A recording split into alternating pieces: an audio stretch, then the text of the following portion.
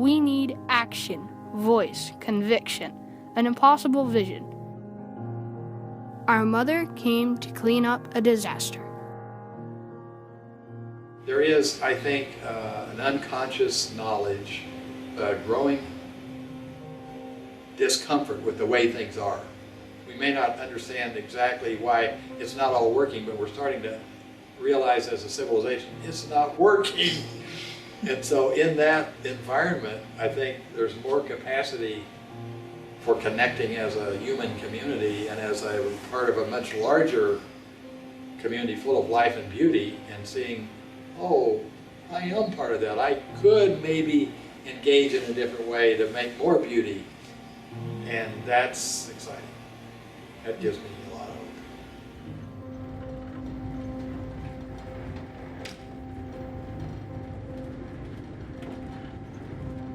At some level, I was aware that the world is in trouble, that the relationship between humans and nature leaves much to be desired, that there is some urgency to find a better way for humans to be on the planet. But I'm a filmmaker, and looking after the world is not my business. Or so I thought. Until I received about 50 hours of raw interview footage with the instruction to turn it into a documentary. My clients, Kristen du Plessis and Dominique Hess, never intended this footage to be used in this way, and if they had, this is not the movie that they had in mind. What they gave me was countless hours of unrehearsed, unvarnished and raw discussions, with the sole purpose of which was not to simplify the issues, but rather unpack their complexities in order to find a vision for a different way of being in a complex world. A way that can turn the current disasters of environment and society into an opportunity to heal and regenerate the world.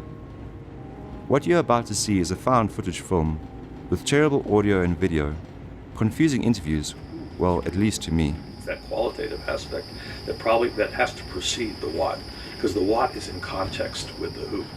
That makes and sense. Put together by a filmmaker that for the most part had no idea what it was actually all about. This is not some slick documentary with a 3-point take-home message, and at times it is as random and bewildering as life itself. However, I hope you will be able to find meaning in it, and that at the end you will be as inspired as I found myself to be. I am Alexander Melk, filmmaker, and I invite you to put on a new mind and to join the Regenerates. Dominique and I met at a conference in Brisbane many, many years ago. I don't think we can even remember how long ago it is. And we found out that we share quite a lot of similarities in our thinking, the questions that we had about sustainability and where sustainability is going.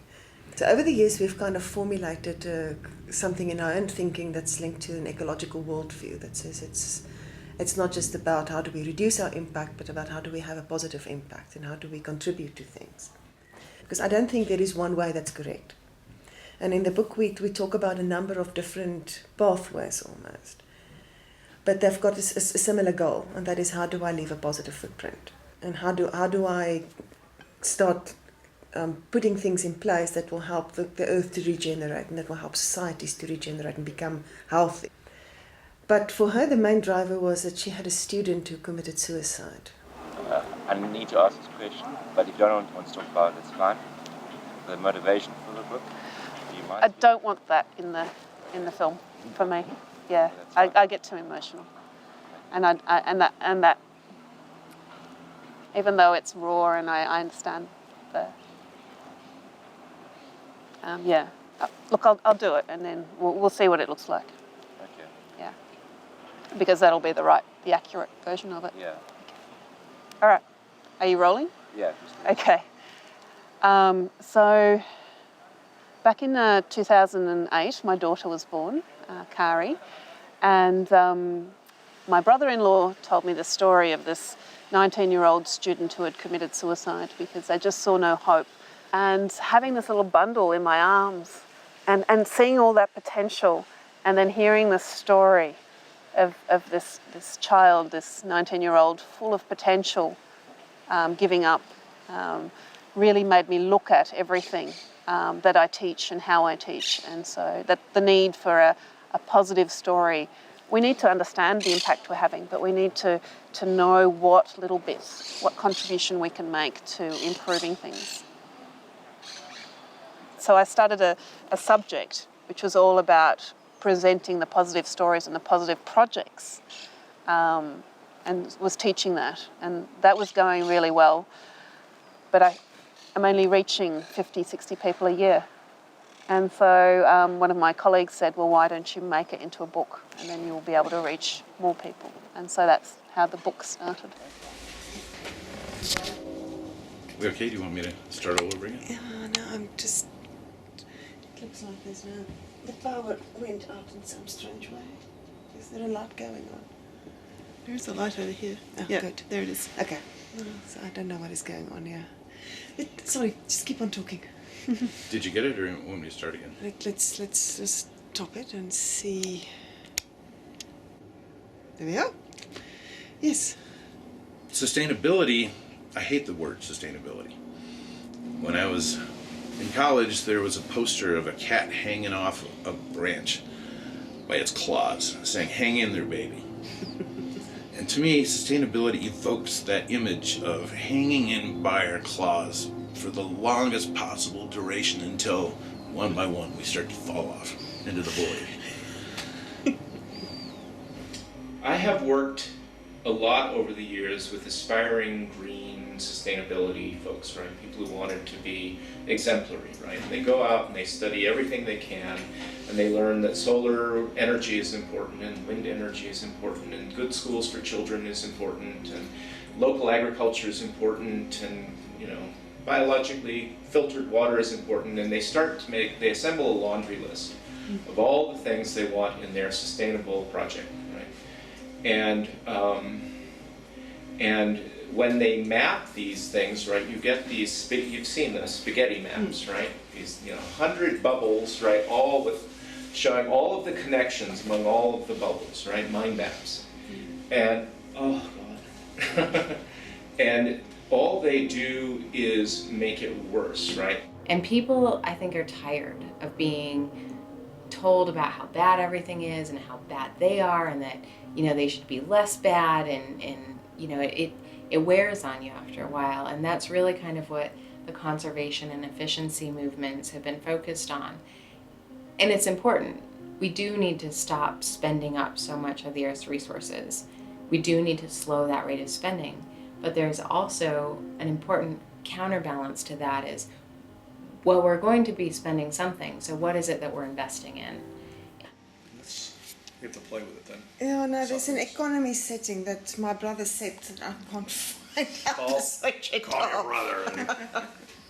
Whew. So, head oriented here. Well, the perspective is that the concept of sustainability is impossible without regeneration. It's not something different. It's sustainability without understanding that it is continually necessary to regenerate ourselves in relationship to evolutionary processes, that if we remain static, we die. The genesis of that question is that humans aren't nature. We say, well, that's urban area, that's not nature. I would say that Manhattan is as much a natural system as Vermont. We used to separate humans and nature. Shame on us. So it's why we talk about living systems as much as possible rather than natural systems and human systems and so on, because they're all living systems. And if you can begin to see that, you can start to... In fact, there was a funny story, one of the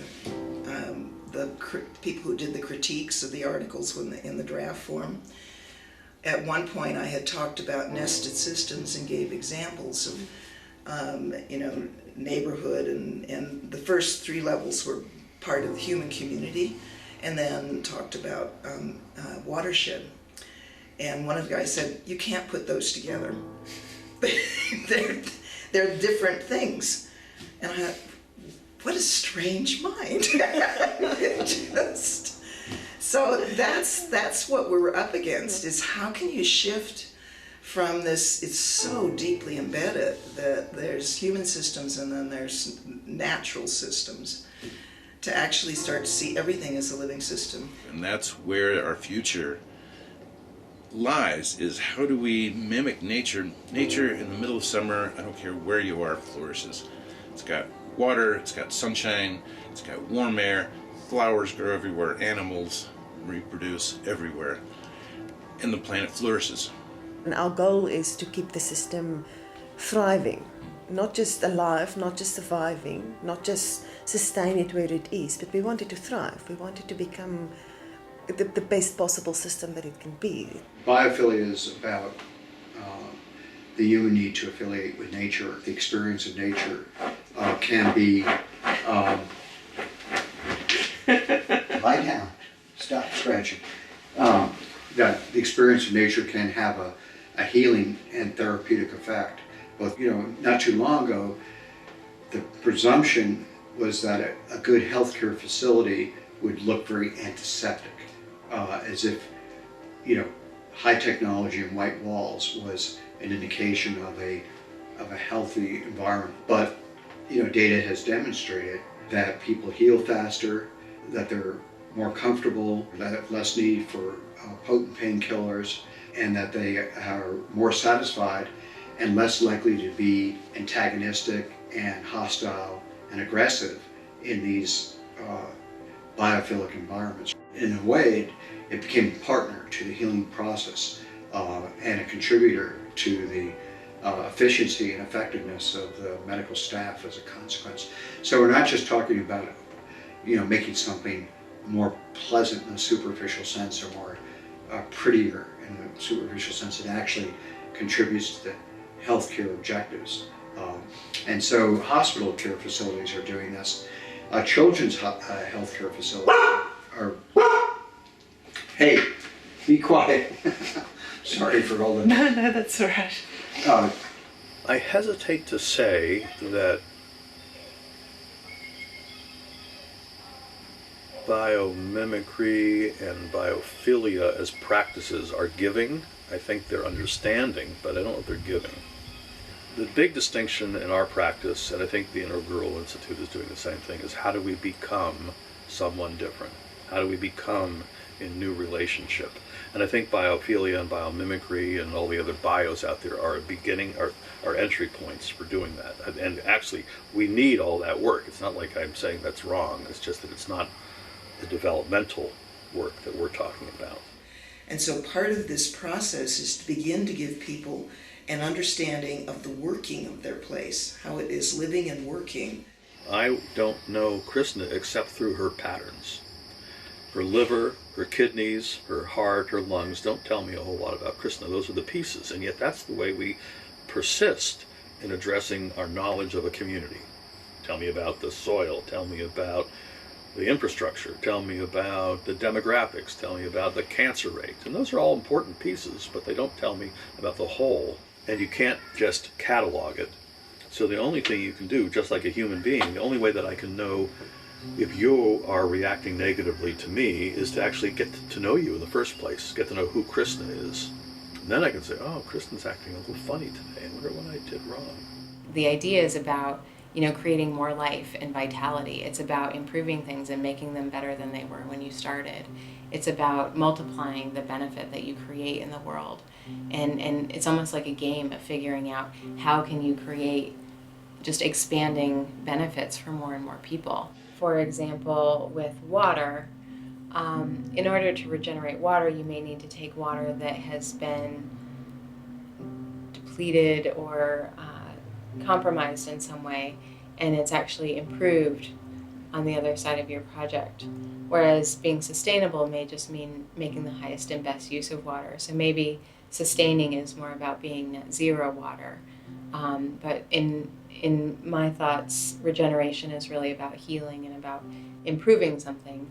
And then you start to ask yourself, well, how many things can we improve? It's bringing things together and sort of see how all these various patterns and the potential that sits in these patterns can be used to create something that you cannot see from the different aspects of it. So it is really something that emerges and then it grows on its own.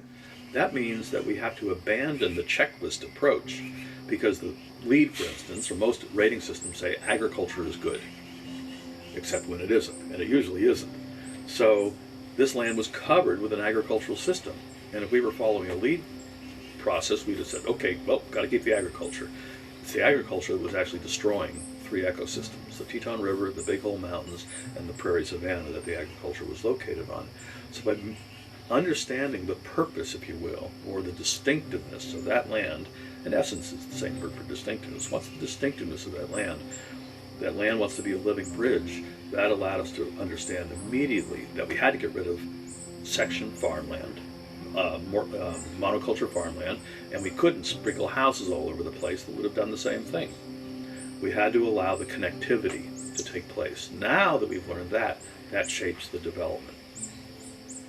That's the sad thing about any kind of LEED or BREEAM checklist, or even Living Building Challenge checklist. It actually closes down the mind. And when we work with clients, when we just say, we are not going to talk about LEED or Living Building Challenge, we're going to talk about the essence of this land, your essence, we're going to work on potential, develop principles out of that, and everything is solved and more in the terms of those checklists. That's what's... Regeneration was used, I think, in the Church of England about 400 years ago for the word repentance. Now, the word repentance in its true meaning means to put on a new mind. It doesn't mean to stop sinning. Hey, Ellen? Ellen? Could you quiet it down up there? You're rolling around like a bowling alley up there. Okay, where were we? Regeneration. The early meaning of a new mind. Of repentance. Yes. And what's really cool is the word repentance means actually to put on a new mind. And when you hear lenses, living environments, natural, social, and economic systems, you don't actually hear us talking about a building there. We decided, let's remove the living buildings. We said living environments. And the reason we do is we're really thinking more about place. And places will happen to have shelter and structures and so on. But it's not really about the building as much. It's really about the place and then all the flows that go through that place. Wherever you want to look, it's all about exchanges. And it's, again, this thing about, it's not about the building, that whatever it is we're designing must be designed to enable the exchanges. In fact, the process that the building is supposed to enable is more central or more important than the building itself, right? So getting really clear about what that process is and how best to enable it is the kind of thinking that needs to precede the design work around what's supposed to house it. So what trips up many people in Western culture is that people want to have an object delivered. They want an objective. They want to hire you to deliver something. And that's actually the problem, is that if all we're doing is delivering things, we're really not delivering life. And so it's what Bill will say, we all know neighborhoods where one building destroyed them. And it's usually because it broke the exchanges, whether those were the old men gathering to play dominoes or the people shopping or whatever else. And we also know buildings or projects that created an opportunity, those nodes, for all of that exchange to happen. So for New Belgium, we have a very well-crafted vision, which starts with our purpose, which is to operate a profitable brewery that makes our love and talent manifest. Culture has been important to us from the very beginning. We have open book management, so all of our co-workers know our complete transparency into our financial performance and not only have access to the financial statements, but education on what they mean. And we call that the business of running the business, which is everyone's responsibility. So you're responsible for your immediate job description, but you're also responsible as an employee owner to know what's going on with the larger business. And so that's another piece, is employee ownership. After 1 year of employment, all of our coworkers take part in an employee stock ownership plan. On your 1 year anniversary with the company, You not only get stock in the company, which is you become an owner of the company, you also get to celebrate that with a bicycle. And every year they switch up the model, so you can kind of tell the old school employee with their rusty old bike and the new kid with their shiny new one. And we have certainly heard stories from, Open Book Management helped me to understand how to manage my finances, so now I own a house, which I never thought I'd be able to do. There's a mutual accountability around, we've heard people say, I never recycled before, but then I learned what the larger impacts are, and now I recycle at home. So it certainly carries over, and not just to our coworkers, but then to their families and their communities. And so a lot of the question was, how do you actually use a building as a way of orienting people to where they are, how they are, and actually creating a process for getting people to see where they are and behave appropriately. So what is that saying then? So what is it that makes the regenerative process different from the process of designing a green building? Yeah, so what is it? I'm asking you. Oh, okay. Well, I figured I could ask you too. So I think the level is that there is a new level of reciprocity. I think all levels are transformational. Wow, I never thought about that before. That's a new relationship. My buildings can actually be less harmful. That's a pretty amazing concept when you think about it. And that's a boost, right? Now what's the next level? Now maybe I can be in relationship with that ecosystem. And maybe this building is an opportunity to explore that. And then maybe the community can be brought into relationship with it, and all those levels of transformation. So what's important about regeneration is that it keeps going. That's the distinction. And when that's happened, you've got people who are connected at a level to a deep caring for their place. That's the greatest source for transformation and for regeneration. And if we can't evoke that kind of caring, then regeneration, I don't care how much better functionally you make something, it is not about regeneration. Because it's gone as soon as that function's gone. I think people are proud of many sustainability projects or getting a LEED certification, but that's not the same thing as hope. And hope is when you see people vibrating with newfound discoveries about relationship and potential for their engagement and the health of their children and the health of the ecosystem they're participating in. They can see a way forward. So what happens when you have all these contradictions? Because you always do. So you have this, they all get written down though because it's a vision. So this one guy said, I want 2 new lanes on Route 5. Another guy says, I don't want those. I don't want those 2 new lanes. I don't even want Route 5. But that dutifully gets written up on the flip chart. No Route 5, Route 5. 2 new lanes on Route 5. So what's a mother to do? The only thing we can do is say, well, let's play a game. Let's go. And there's lots of different ways. This is just a technique. Sir, why don't you want those 2 new lanes? Why do you want those 2 new lanes on Route 5? Well, everybody knows why we want those 2 new lanes on Route 5.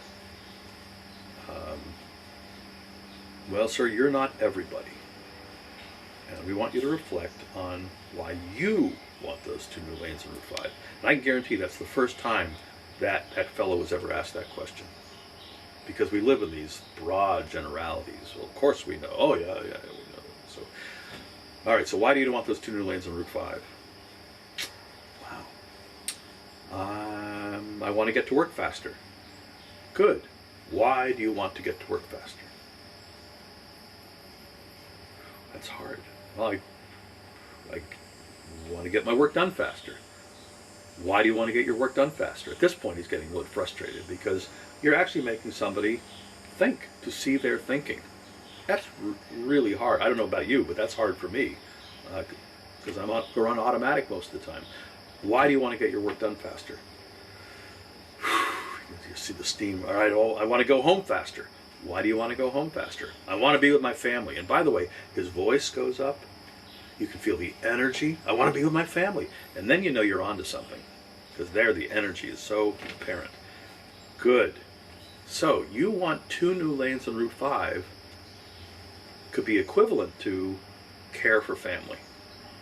And he knows he's being, a little manipulated, but he's not. He answered those questions. Now, you, Mr. Environmentalist, why don't you want those 2 new lanes on Route 5? Everybody knows, yeah, we've been there, so why don't you? Well, we got to protect the critters and the ecosystem. Okay, good, agreed. Why do you want to do that? Well, we need healthy ecosystems to make clean water, and okay, why do you care about that? And again, boom, his energy went up. I played in this, I grew up here, and I played in these swamps when I was a kid. I learned all that I learned about life in these swamps. Okay, so keeping, not allowing these 2 new lanes on Route 5 is the same thing as care for family. So you 2 guys who are 180 degrees opposite, right, are aligned around a value of care for family. Now we can work with something. So what that does, what it shifts, in order to reconcile these conflicts, is that we have to actually find out what people are valuing to explore new potential. Because if they can get to their values, that allows us to go hundreds, if not thousands, of different directions. And if we can get into the position of understanding what the tree values and the squirrel values and the polar bear values, because they all value something, right, to sustain their own lives. And that gives us a point to reconcile and harmonize life on the planet. It's not a compromising game, it's not a zero-sum game. This idea of regenerative or contributive practice is that you don't need to change the whole world all at once. What you need to do is to practice in a way that you feel is adding value, doing the best you can to connect to the systems around you. And that reminds me of a story that Krishna often uses in her talks, which is that the story of the little hummingbird. And the little hummingbird is in a huge bushfire. All of the animals are standing around looking helpless, seeing their homes burn. And the little hummingbird is going backwards and forwards to the water, just getting one drop and dropping it on the fire and going back. And the animals shake their head and go, "What do you think you're doing? It's such a little thing that you're doing. You'll never put out this huge fire with your little drops." And the hummingbird goes, "But I'm doing what I can." That little action by the hummingbird provided the example for the others to be involved and help come together to put out the fire. And for me, that is what contributive practice is about. And that is such a powerful message to me. I am just doing what I can. And that, to me, is what's most hopeful about this work, is that if we're just working, if we had to work piece by piece on the world and changing it, there's no way we could do that. It's by it growing and people getting the idea and being creative on their own and doing it in their own ways in their own communities that is where the hope lies. The future on this planet is going to be about how well do we inventory where we live and how well do we integrate our lives together in such a way that we can build on our common strengths and identify where our common weaknesses are so we can fortify that. As humans, we are quite resilient, and we have experience in dealing with disasters. We know how to deal with them because we live in a world that is full of natural disasters.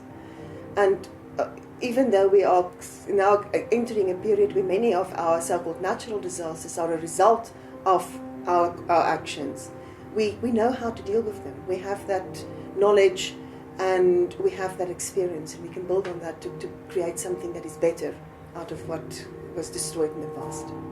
In Springfield, Massachusetts, they had a tornado a little over a year ago, and we helped in the rebuilding, or the plan to rebuild effort. And there was a group of kids, again, who, it was a theater group actually, and they saw the tornado and they wrote this incredible poem about it. They saw the tornado as a good thing, and it revealed it's a really powerful it's a really powerful poem, because they talk about their tornado as a mother tornado who cleaned up a mess. And it wasn't the disaster that was a mess, it was what existed before the tornado that was a mess. To our mother tornado. This is not a game. No more fighting for trophies on the wall. We stand for our home, our city. We see her. She wants to change, productive change. Now I stand for my home, my city. They're just kids, you say. We don't know what we want, but when we talk, we are ignored. Now it's our turn to speak. You had your chance. When I hear impossible, I say I'm possible. Everything is possible. We are possible. Let us destroy deception and hypocrisy. We need action, voice, conviction, an impossible vision. Our mother came to clean up a disaster.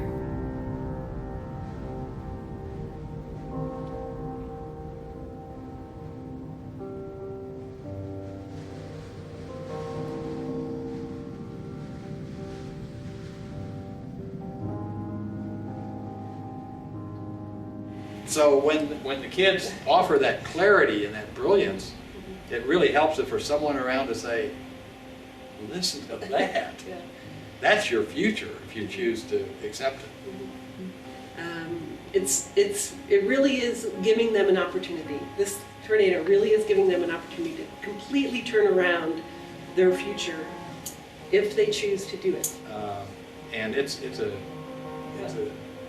incredible. It's almost an addiction for us now to see that opportunity, and it's horrible that it has to come as a result of such a disaster. But if they can overcome that animal instinct to rebuild exactly what was there at the earliest possible moment, and they can hear that clarity and that inspiration, and they can claim a new future, the outcomes are remarkable. How do we bring that moment to existing to every city in America or every city on the planet? Why should we have to wait for this kind of a natural disaster? Why can't we acknowledge the disaster we are creating and seize the same opportunities and the same shift? That's the real job, I think. So our work is really to help people become in a new way, to be in a way that they can actually look at their thinking in an objective way, in a rational way, and then begin to shift how they engage in the world. So circling back to the definition of regeneration, and put on a new mind, is literally what this practice is about. So with the example of the Willow School, could you just take us through how that's not an object? Well, so the Willow School is an object, right? And what's interesting from an architectural standpoint and a design standpoint is that the object from our culture is the entry point. The question is, what do people want to do with the object, and what is the object catalyzing? What is it a leverage for? They hired us to do a green building. We gradually morphed that project so that the building became secondary, and the relationships of the school within the faculty, the students, the community, the ecology became more important. The building became an acupuncture point, if you will, for that level of engagement. You know, it took me when Bill was first, a great comment, you know, when we were first talking and we were sitting around a table just like this, and Bill's explaining some things to me, and I go, I get it, and Bill's like, looks at me, and I go, I don't think you do. And, you know, of course, I'm an A-type person. I go, what the hell are you talking about? What do you know? And, you know, in fact, he was right. We are separate from, we are here to have dominion over, control over, and if we, by the way, get involved in nature, we are going to totally screw it up. So that's the way I was brought up, right? And so we're separate. As we started reading and I started doing work and met Bill and, you know, just realized that actually that's not true, right?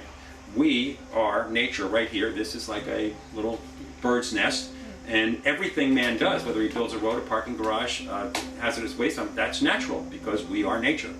So that really was a big epiphany for us. Talking to Bill and the people from Regenesis came to this, another light bulb went off about, you know, that efficiency really isn't the end game here. You know, it's not, if you look at what the USGBC does, it really, it says, you know, okay, it's okay to use fossil fuels, but just use less of it. It's okay to create stormwater, but less of it. It's okay to use toxic materials, but less of it. And you only need to use a percentage of your materials from within 500 miles, and only a percentage of recycled, and only a percentage of salvage, and on and on and on, right? It's like you're on the compromise. It's like you're on the Titanic, and your answer is let's throttle back, right? Let's slow down. Now that's not a bad way to start, because in order to turn the boat around, you got to slow down first.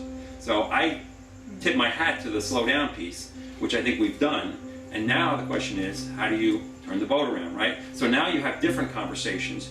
But you know, we're all sitting around counting points and talking about recycling plastic bottles and, you know, global warming and politics and, you know, green is this and that. And the amazing thing is, when you talk about whatever you want to call it, this new way of thinking, sustainable regenerative thinking, from that perspective, all that stuff goes away, right? Most parents will go, oh, I can get my arms around that. Yeah, it's all about ethics. Yeah. And then it comes back from another perspective. Oh, it totally comes back from another perspective. So you look at everything from a totally different perspective, right? And so that was really the way the whole thing got started here. As I give tours to the people, they would be walking in there going, wow, this really feels great to be in this building. Why is that? And I had no idea at the time, right? So I'm like, oh, I don't know, we just, you know, got good air quality, it's beautiful, whatever. So that was one thing. And then the next thing that happened was we looked at the building, and all of a sudden, children, the building was inviting children to ask questions.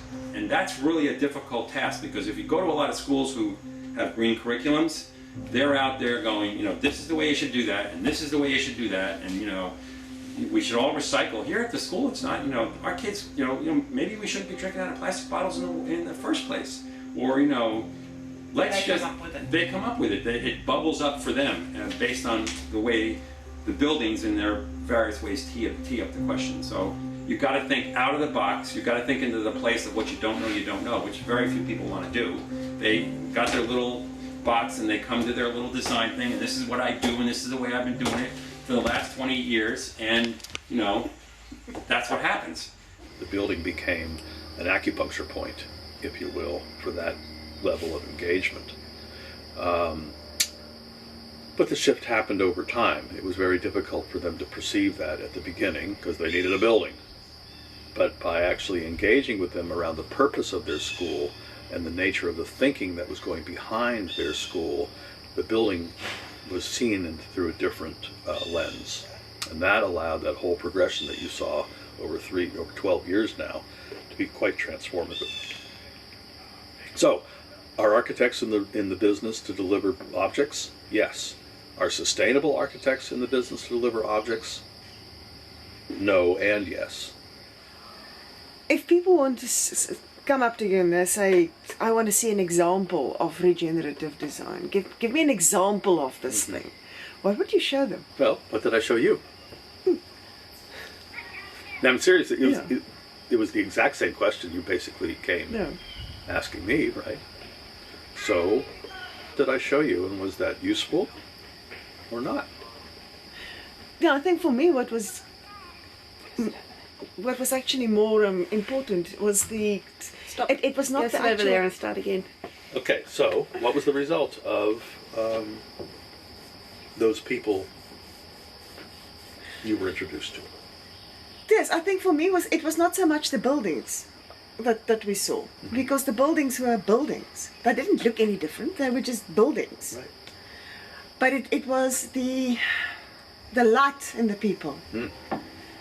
The enthusiasm with which I talked about the process that they underwent, the unpersonal learning, the unpersonal transformation.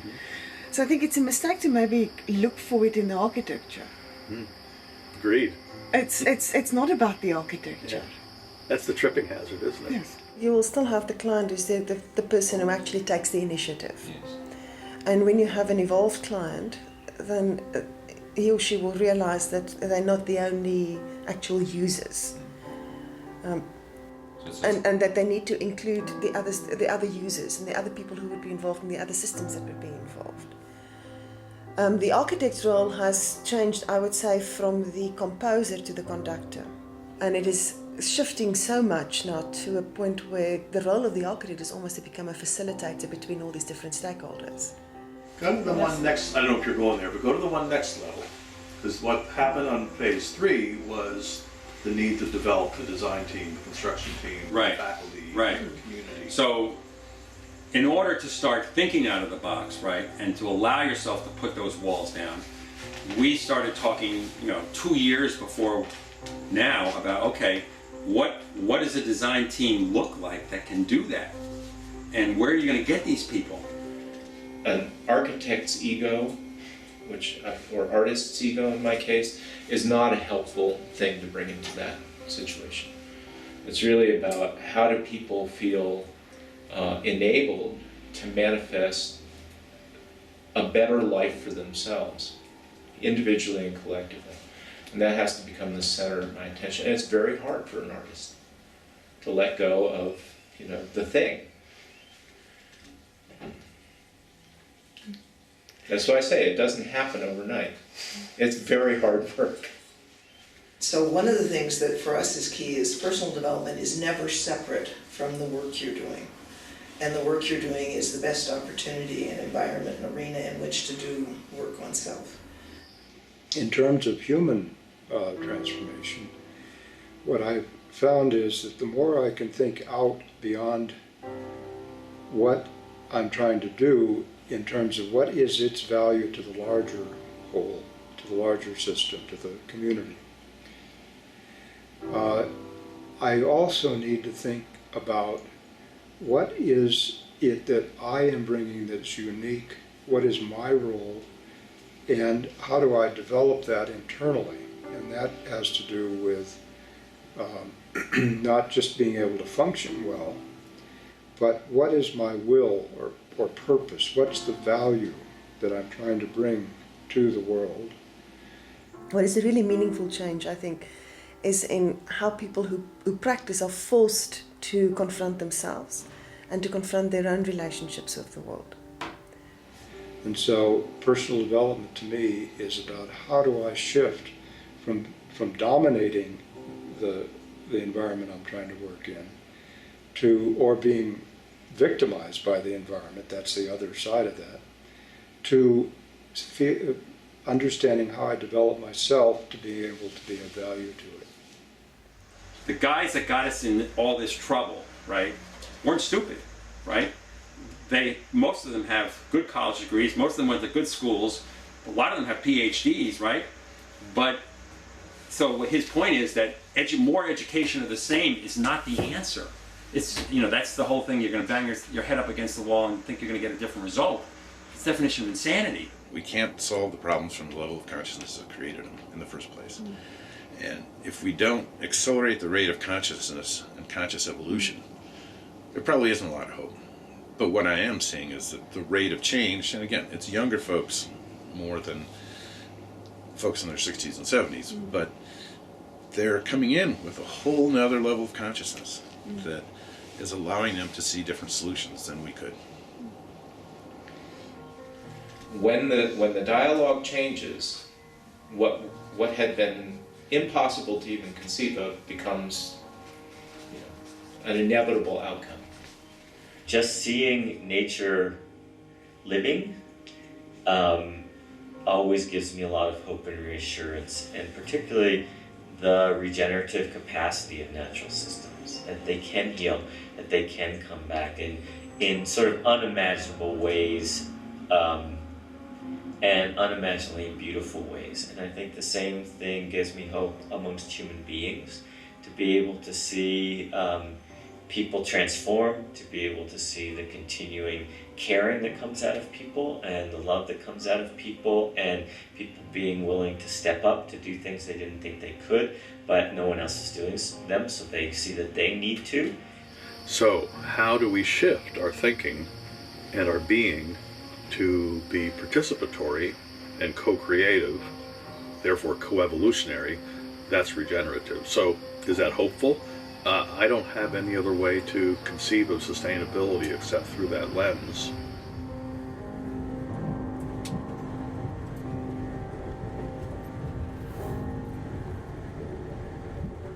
When I embarked on this project, I was Alexander the filmmaker, and this was just another slightly annoying job. I did not expect it to take me on a journey of profound personal transformation. Today, making films is what I do, but it is no longer my primary identity. I'm Alexander Melk, a regenerate, and I hope you'll be too.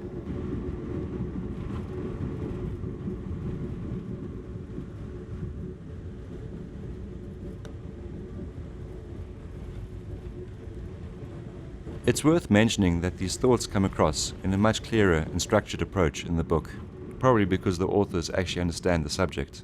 So, if you would like to know more about the topics within this film, it's worth a look.